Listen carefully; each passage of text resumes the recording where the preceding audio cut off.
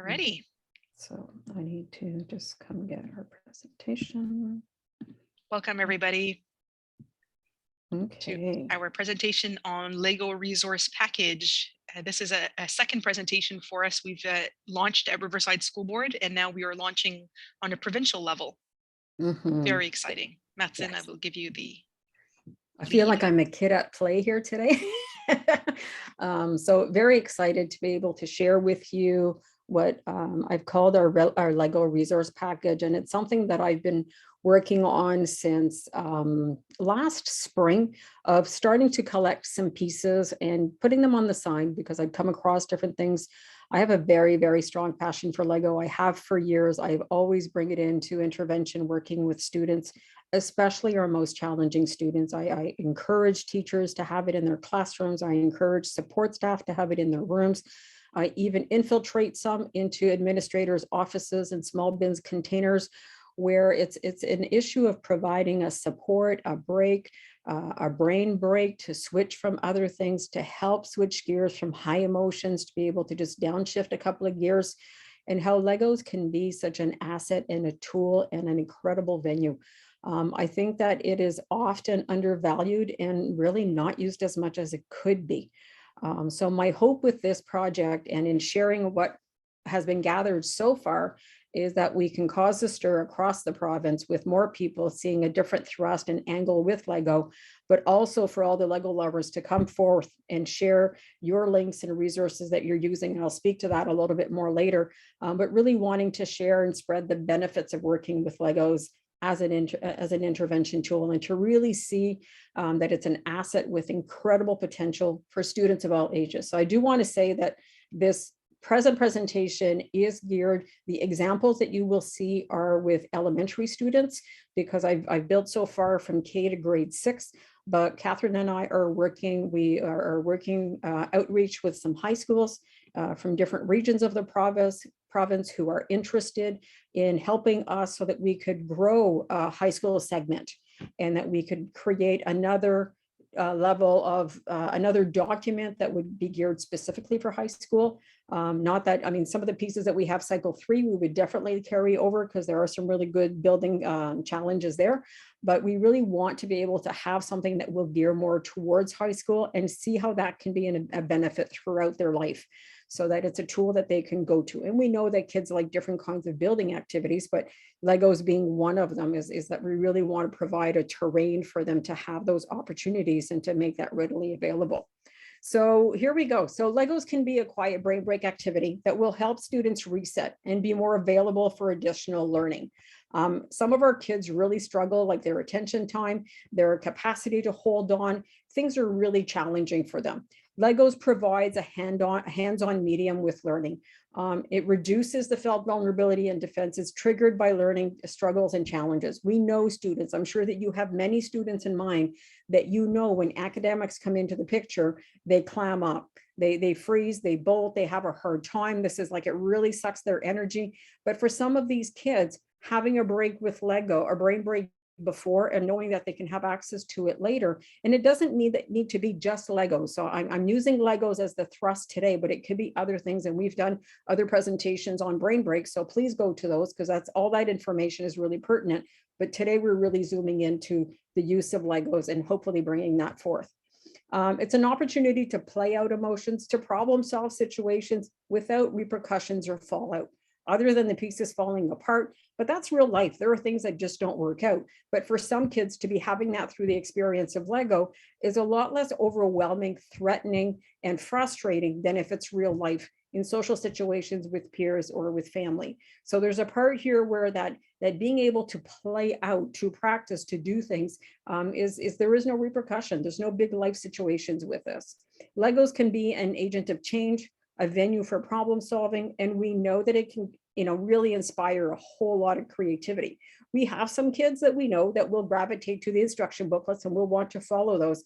The true beauty is when we see kids just go at it, like they put the booklets aside, or they don't want the booklets because they have their own ideas. And this is exactly what we want to encourage and see going forward.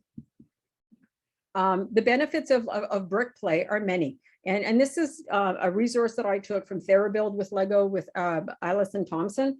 And so the link is here at the bottom. But the key is I just wanted to showcase that there are so many benefits that sometimes, and this is where I say when it's underused and not used to its full potential, to really give it a thrust and for it to show to move forward, is for us to see how in like the 4 spheres here is how many areas that Lego can be a component, a contributor of providing support or a venue for kids, and how this can be helpful for kids of all ages. So we're looking at language and literacy skills, math and scientific reasoning, problem solving, huge, decision making, what do I do, what do I not, thoughts and memory, remembering how they're doing things, trying it out.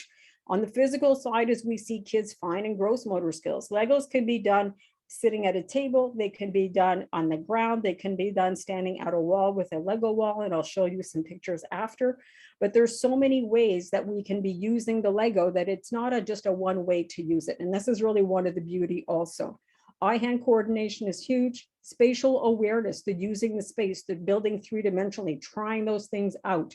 Sensory concepts, managing stress. It doesn't always work out, or somebody making a comment, or you wanting to step into your idea. There's a lot of pieces there. Around the emotion, in our emotional field is really looking at, self-confidence, self-reliance, trying things out, self-regulation, impulse control. Some of our kids will build and then destroy.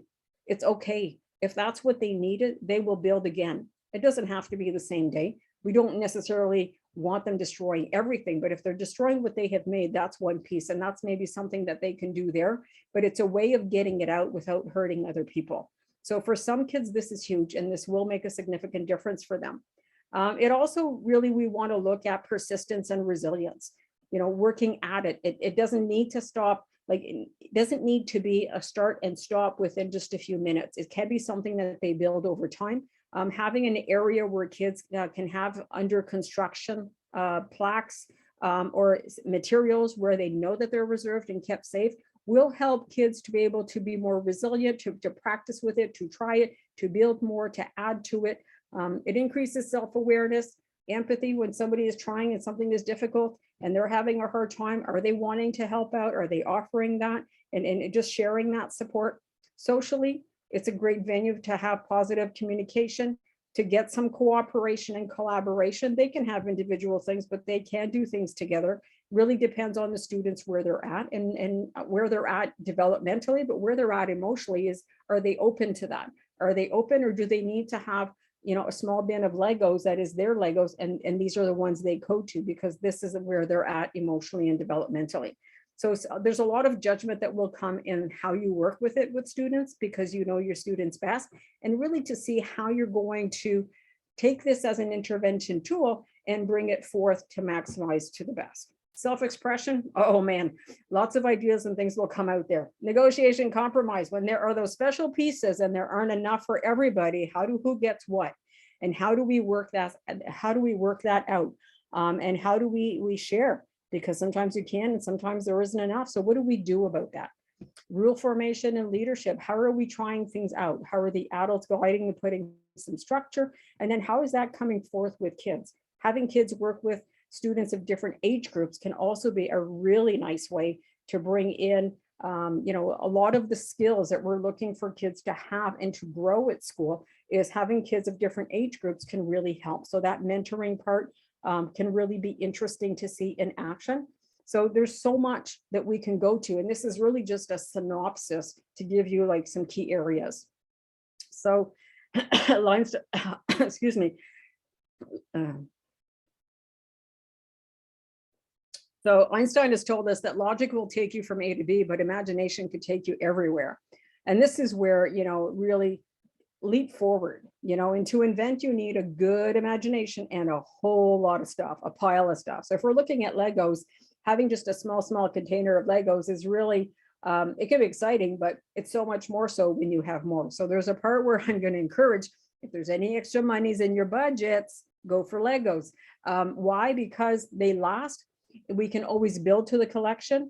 And the more that we have is that, the more creativity and different options that people will go for. So kids will build Lego creations and as an extension of their imagination.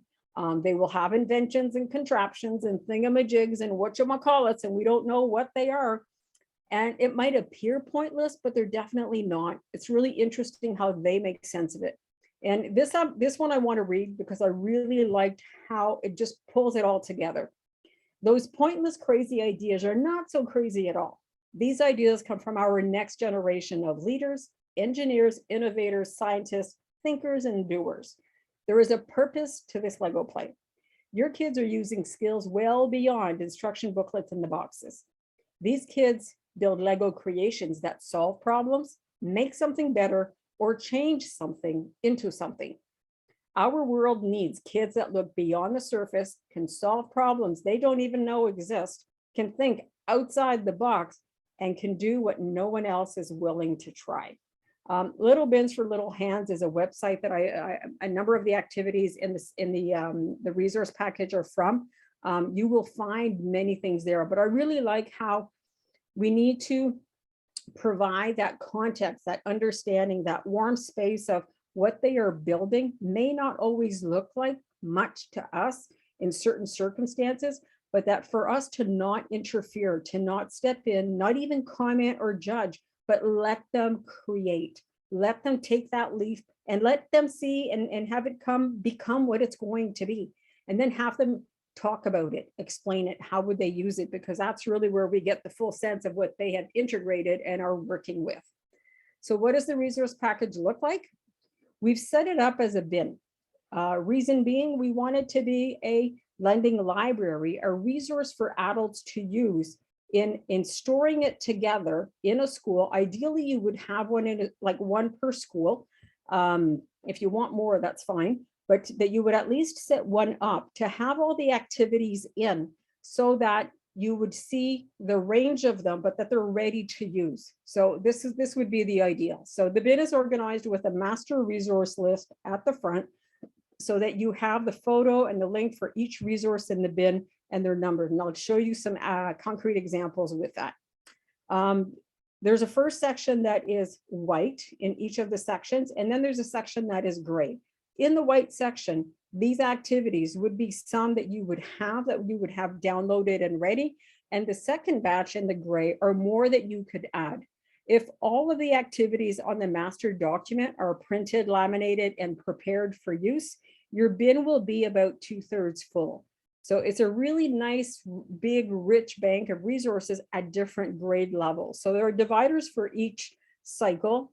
So at the elementary, we've done it for K cycle 1, 2, and 3. And we have additional links at the back of this document for adults. So in order for us to be able to provide, this was like our first master document. So here's what the document actually looks like. So there's a list of different resources. It's all separated per cycle. So like I mentioned, those that are white section are numerical, and this was a first set. At Riverside, we organized that the schools received a bin. So this is why we did the distinction. But on a provincial level, it really means that all of these are resources available per cycle. So for kindergarten, we have, and these I'm just going to show you a few samples so that they're cards that you can print and use ready-made. Some of them are math, some of them are games, some of them are ELA based. So there's different things to manipulate, and I'll show you a few things three-dimensionally in just a few minutes. So a range of different tools.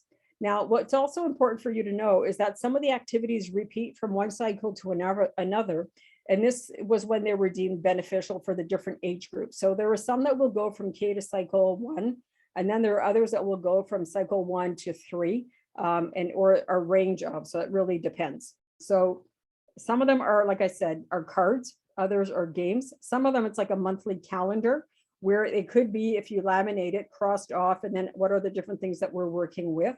There are activity books that will combine, word searches and Lego building and different kinds of challenges. And you go from some ELA pieces to some math pieces. We also have some that are, more of the charts, like actually working with and using. I like this one here on the left where it's like 10 Lego games to get kids moving. So for me, it's the integration of both the Legos and physical movement and some challenges. We also have at cycle 3 where we have a whole selection of minute to win it games, which just takes it up a whole other notch. So having the games ready to go is really, is really what will make it user friendly, and also a great way to get feedback from different people at different ages, how they're finding working with the materials. So we would encourage you to set up the bin as a lending library so that all of the resources there and people can see them all. And then teachers and support staff working with different levels could then be saying, okay, so we've tried what is in our cycle and we would like to have that in our classroom, then additional copies can be printed and laminated and cut. So there's such a wide array of activities, and the goal is really to just put it out there and to say, hey, so here's a collection that we have done. But we know there's so many others that it could be, because we decided to say stop and launch so that we can share what we have so far. But our goal is that hopefully by the end of this school year and into next year we want collections coming back of what, things that you guys are using in the schools, so that we could create a second version, like a version 2 of a document with all of the collections coming in. So we hope that this will be just a kind of like we're putting it out there, we're throwing it out, and to see what is of interest, what is of greatest use, and how you're feeling that this is beneficial. How are you using it? What are the initiatives that you're setting up in your classroom, in your school, in your nurturing support center, or your support staff, like technician room, whichever format that you're using it? Is it a lunch club, like a Lego club? What are the different ways, and what are initiatives that maybe were already in place at your school, and what are additions that you've made? So we'd love to hear about all of that to pull it together. I think I'm just going to go back for a minute here, Catherine, and I'm going to come and show. You wanted to switch over to? Yeah, I want to switch over. Hold on here.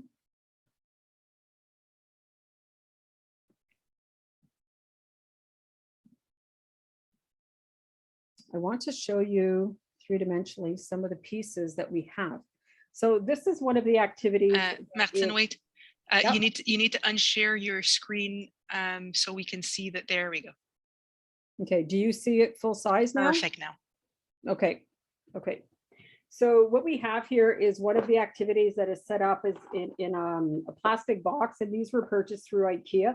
So this is one of the templates that you can download. So it's a Lego activity, and we've set it up so that you have the cards with all of the blocks that you need to be able to play with the Lego set. And then within the downloaded document is you have all of these cards. When you cut and when you print, laminate, and cut, then you will have the whole selection of cards here. So this is one way that this game can be presented. This can be a good one to have in a class. I have some administrators who have this in their office as a quiet, cool down, calm down activity, but it's a small, compact piece. Now, these same tools could also be presented in another way. This looks like a book, and this is a book that I got through the Lego store.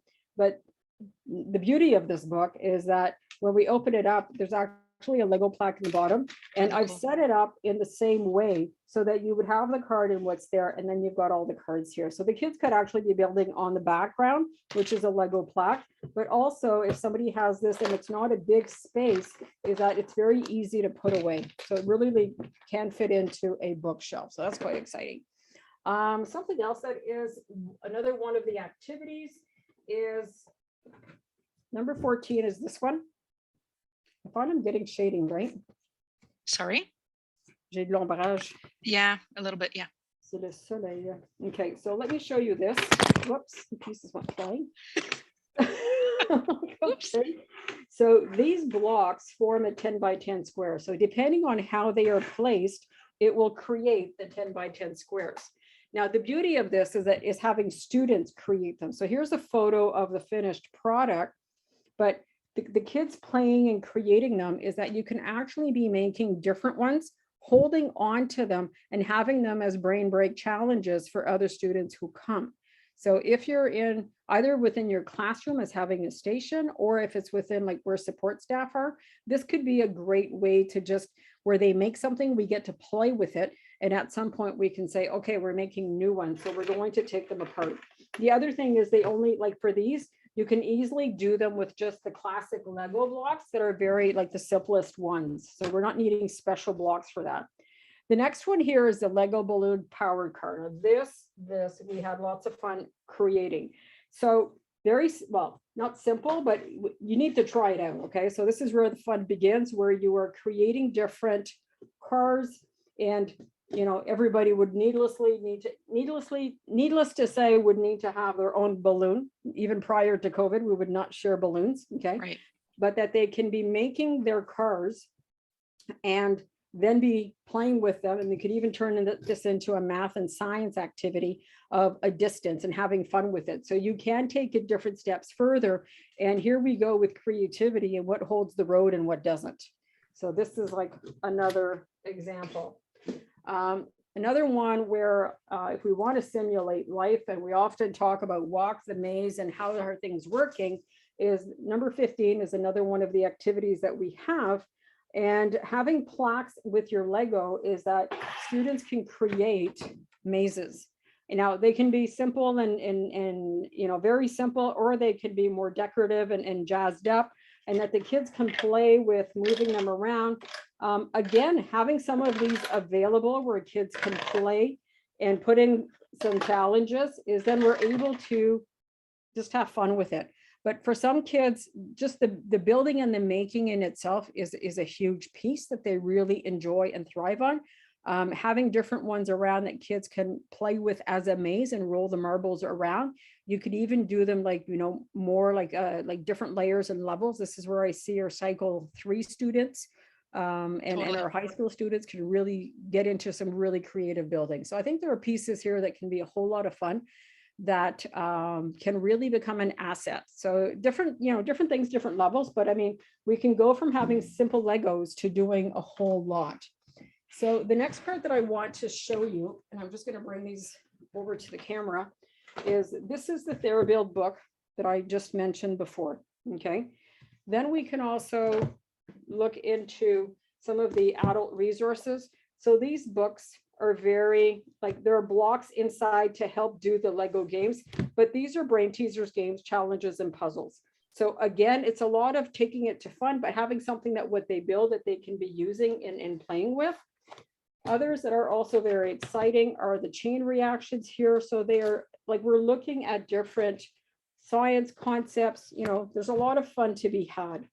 So different pieces here. So I'm just going to switch over the camera to come back to our PowerPoint. And let me just go get the PowerPoint. Okay. Voila. We're good? Yes, we are. Okay. I'm going to go back to that's right. slideshow. Here we go. Okay, so there are different games, and this is where I think where kids can invent, create, and it would be great to see the showcase of what comes out of their imagination. I love the crazy carnival games because it's really different things to build, to make, but then play with. So different options, but I think it's worth pursuing and putting it out there with students. So here are some of the resources. I showed you a few of these. Okay, all of the links are within the document. So don't worry about trying to take the names of books down and things like that right now, because we have all of the links available in the master document. And for those that are interested into coding, I even found one where it's like where you can print out the all of the directions to do like a Lego coding with mazes. So I think there's like a lot that we can do with it. I think it can really be a lot of fun. I think one of the key things that I really want to stress with Legos is that Legos need to be readily accessible. And that will be key in inviting students in to share of themselves, to create, to problem solve, to take risks. And I think that one of the things that we need to put out very loud and clear is that Legos are not a reward. They're not, removal of access to Lego should not be used as a consequence, because this is a venue of intervention, of support to help kids work through and to process not only the challenges, but emotions that they go through during the day. I've seen many an instance where students who come into a room that are upset and there's Lego and they gravitate to it, that within 5 to 10 minutes, there's a whole different energy coming from them where the intensity has reduced, the energy has shifted, and they're actually more able or more ready to talk, especially if we're doing a side-by-side conversation, not a front to front. So if we're building next to them and we are trying things, it's a great way to bring in and engage with them. An example, and there are different ways of doing it, but this is a Lego wall that we've set up at one of our elementary schools. So this could be a way of setting it up, but there can be many other ideas. But having that opportunity to build standing up, and if you notice below, we've put in the bins that are like flower bins for flowers that you would put when you do gardening against a rail, that we have tied those together and put the Legos there so that they're readily accessible. Kids are facing the Lego plaques and they're reaching and they're building. So they're not needing to turn around. They don't need to hold a bin of Legos in their hand to then go put on. So they can really be working with both hands. But it's also, if we're looking at from an OT perspective, some of them would love this, where we're looking at, like the whole upper body and we're doing the fine motor, gross motor, crossing the midline, but just that freedom of space and movement is key. So having lots of Legos, a good chunk of Legos in there is important. We don't need to have them full, but we do need to have a quantity that there's a range so that when they're reaching in, that they're finding a variety of things. Now, other examples that we have, depending on if you don't have the space for a Lego wall or it's not something that's possible, is what are other ways of having an invitation with Lego that can be there. So it could be with, you can transform an old table or a bookshelf, something that has a surface that you can glue Lego plaques on, and they can create maquettes. They can create platforms. Having Legos that can be underneath pulled out as drawers can be a way. When my kids were young, we had turned an old 4x8 table. We rounded the corners and the kids painted, and we did mountains and lakes and railway, but they played and played and played and played because it was that invitation that it was always there. It was also that if we needed to stop, not everything had to be taken away or put away, to really kind of chop up the flow of their energy, that they could stop knowing that they could come back the next day or later and just continue their building process. So we know that there are many Lego lovers across the province. We've been hearing about it in discussions that Catherine, Eva, and I have had consultations with people from different boards, and where we're hearing we're interested in this. So we know that you're using Lego. We know that you're playing with Lego. We want to hear about it. Okay. So please do email us with your suggestions, ideas, what you're doing. If you have photos, if we're able to use those and put them up on the website to showcase, get in touch with us. We would love to hear more and be able to work with that. Catherine has created a webpage that is part of our website. So I will stop sharing so that she can bring us to that, and that you can get a sense of where it is so that you can know where to go find the master document and the other resources that are accessible to you. Perfect. I'm just bringing the page up right now. Mm-hmm. Oh. All right. Here we go. And so when you come on to the Center of Excellence website, underneath project, you've got the second to last one is the Lego. And so you click onto here. And then you'll have here the recording of what we are presenting today. The handout is already here. And then we've got the master document is here. We've got a sheet on describing on all of the pieces to build the bin, and we've got the labels there. We have a picture of the bin and other key pictures that we felt were great for a slideshow. And then what we ended up doing is we decided, for it to be easier for the staff who are just working with one cycle, that we've divided the master document into sections. So you've got kindergarten here, cycle 1 is separate, cycle 2 separate, cycle 3. And then you've got for adults, we did include the adult one in every single of the of the sections. So you can go here, like for example, if you were to click onto here, it will bring you to, just give me a second because I'm sharing screen and sometimes it takes longer for the pop-up to happen. Or I will maybe do it with the master one. Let's see if it pops up. Here we go. And so when you're clicking on the document, then it pops up, and then you've got the, so this is the document that you get to download. It's hyperlinked, so you can go and click on all of the links and get the extra documentation that Martine couldn't download for copyright purposes. Was there anything else on the page that you wanted me to show, Martine? No, I think we're good. It will also be set up in the building and creating materials section Yes. on the members site. So just for people to know that it's available in 2 locations. Yes. But I think we're very excited. I mean, we presented to Riverside last week, and the ripples in the school and the feedback and just the energy with it has been very positive. So I'm looking forward to hearing from you guys. If you have questions or some feedback, or if you have links that you want to send to us, you could send as soon as you want. Very excited to that. I get to play more Lego and check it out. Totally. But no, so it's quite exciting, and we are working towards setting up a high school segment, because we want that to be equally representative for the high Yes. school, and how that's, very beneficial. I think, sharing testimonials will be key to show the inspiration and to see how this is helping, and how are kids finding this? How are the adults having this in their classroom? Now, it doesn't mean that it needs to, like, I've had some teachers say, like, well, Martine, they can't play Lego all the time. No, we can have times where the construction zone is closed, and there are times where the construction zone is open, and that's okay.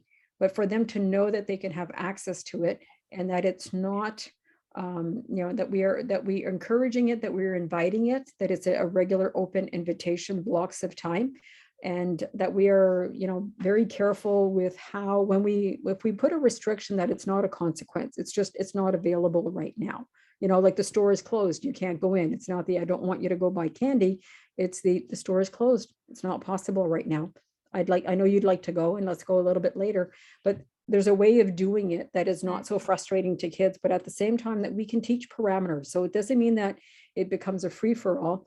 And it clearly should not be that. The other thing is the Lego from the school needs to stay at school, because that's sometimes that we get a little bit of an issue where some of the Lego, well, all of a sudden the Lego level in the bins starts to go down. Well, it can't be disappearing, because at some point then there will not be Lego, but then we teach responsibility. Then we teach about, different sharing and all of that. So I think there's a part here, that I think there's so much that we can do with. And something that I've been surprised with is, like, a couple of our schools have put out to their school community asking for Lego donation. Love it. And I was surprised at how much they got, because I thought, like, I'm sorry, but I would never give my Lego away. So I'm like, that's okay. I'm happy other people did, because those schools are getting, they got like grocery bags half full, like 6 in one school. And I'm like, wow, that's a lot of Lego. So Yes. much fun can be had with that. So I think it's worth, saying, like, reach out to your school community, because Lego, we know Lego is expensive, but it's also one of the most durable items that you can have as intervention tools. So I think that's a key piece. I think we also want to look at the Duplo size for the younger kids. Yes. And having some of that accessible and not being shy about it. So I think there's a part where, different issues can be addressed, but I think I'd be, I'm interested to see if we have questions or comments and from the crowd.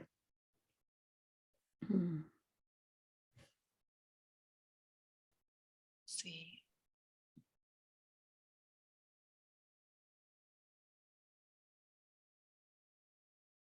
I think one I would put is how do you see, are you using Legos now? And how do you see bringing it in or supporting it, if you're looking at, because I see benefit for all students, but our mandate with Center of Excellence is really around, like, our challenging students. So I would say, more specifically with our challenging students, or tier 2, tier 3 students, is how would you see bringing that into your work environment, in your role? How do you foresee that? Is this something that you find is interesting, that you find is valuable for you? People are very quiet. We have a hand, but I don't think we can on the webinar format. No, unfortunately, the person Can't needs see Mike, so we need to have you go to through the type in. chat, please. Yes. Oh, actually, no, that's not true. I can Can allow to you talk. shift it? I don't know who it was that had their hand up. Oh, there we go. Jennifer? Okay, so you should be able now to open your mic, I think. Can you hear me? There we go. Oh, we It does got work. it. Yes. I'm more thinking the whole point that I wanted to, well, listen to what the presentation was. My thing that I'd like is I have a lot of writers, mainly boys. They don't want to write. The motivation is very low. So, but what I've been noticing is that they like to draw, and they like to draw all these landscapes, and they like to draw a lot of things. So the last story that we did included that. They drew a landscape, and then the writing was around that. Talking to them more, and they love Lego, they like the Star Wars, and they like all the other things that come along with it. So then the idea of like the Lego stories, I know Cindy Paluzzi, I think she was using it in another school, and it was something that was really inspiring. That's like, oh, that's really great, in that we can use that part to like just bring that in and have them focus to build their landscape and then to write with it. So that's definitely where I would be headed, because to get them to write and to motivate them all the time is like a lengthier process. So I think the Lego is a really good portion to help that. I think thanks for your example, Jennifer, because I think it really comes to like building an interest, like building from their interest, and then bringing in something that to them is not going down so easy, like some vegetables for kids, you know, like it's like, how can you make that more digestible? But you're riding on their love and passion with Legos and creativity there to then have that like spill over into their story writing and creativity. But even like the teamwork of working together and setting up their scene is that's huge, because they can be building all those things three-dimensionally. So we're working a lot of elements, which yeah, they might think they're playing with Legos a chunk of the day and really are going to start, you know, loving English.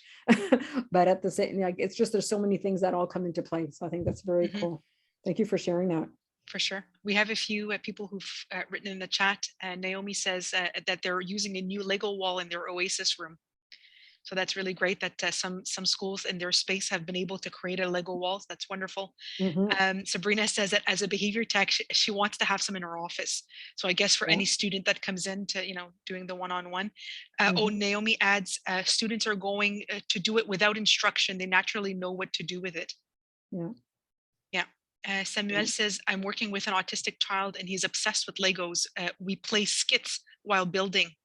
That's it's great to be able to do two things simultaneously. And Catherine writes, I find. I just want to hold on, Catherine. Yeah, go ahead. I just want to add with that, because there's a piece of what happens with them playing with Legos in a venue of what they're feeling safe with, is that it has reduced vulnerability. And you're able to tackle and get more from them on the learning side, but you haven't triggered the vulnerability, and you haven't triggered the defenses, because they're in play mode. So it's coming out very differently. Yeah. So Catherine saying, I find the use of Lego very exciting. I have used it many times with my special needs students. Thank you so much for the additional tips and resources. I find it very interesting. I would love to use it for intervention and building attachment with our more introverted kids. Our kindergarten in grade 1 is already using Lego for letters and numbers formation. I think this would be such a great activity for secondary. Get them off their phones during break. Oh, and Eva, who's with us today, has asked for those who are here, if you don't mind taking a moment to complete the survey before you leave. I will post it on the website, but please, your feedback is really valuable for us. So thank you. Nathalie says, it sounds along the same line as using Minecraft education in high school for history and geo projects. And Amanda writes, in my fidget box, I have a mini built tower, and I let kids break it when they're upset. as it's something that they can release their frustration through the breaking. And once they're feeling up to talking, they build it back together. It's really great. That's a great idea, actually. Lorraine writes, I'm a science specialist at my K2 school, and I use a Lego wall with challenges linked to my themes. I've been looking for resources like yours. Thank you so much. And somebody says, may you show us to download the resources again, please? Okay, sure. I will just show you quickly. I've also seen a Lego wall set up at near the front office of an elementary school, and that they would have some questions and that the kids could draw and do. But it was really used as a station, as a kind of like a stop and like when they need to stop and wait before they speak with the administrator. But it was just those few minutes. And sometimes kids that need to go for a walk and come back because they just, they're fidgety in class, and they would go to the Lego wall for a few minutes and then head back to class.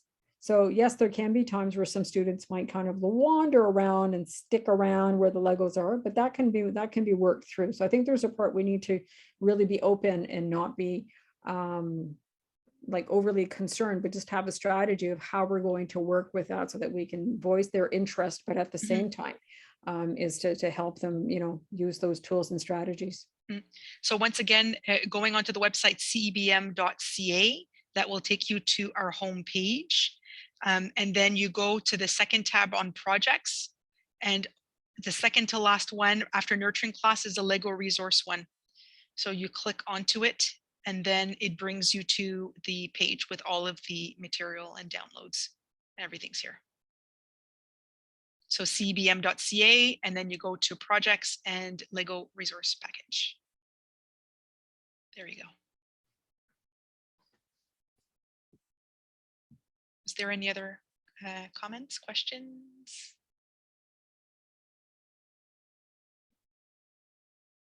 It's great to see, there's different roles that are here today, right? We have support staff, we've got teachers. It's, this can be used at so many different levels.